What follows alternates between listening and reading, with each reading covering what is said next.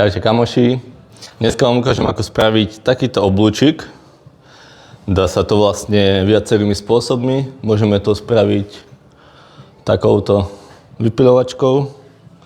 Vlastne tuto máme hrot, ktorý si zapichneme do dierky, ale máme tam obmedzený polomer, ktorý dokážeme spraviť ten oblúčik. Vlastne vám to ukážem.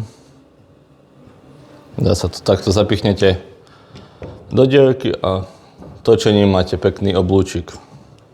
Ale keďže tu mám väčší polomer oblúku, tak spravím to touto hornou fréskou.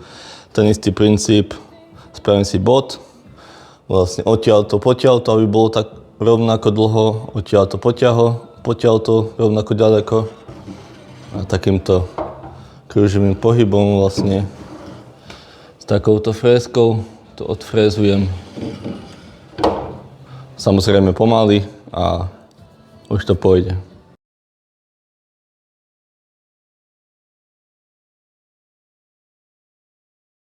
Tak a máme hotovo.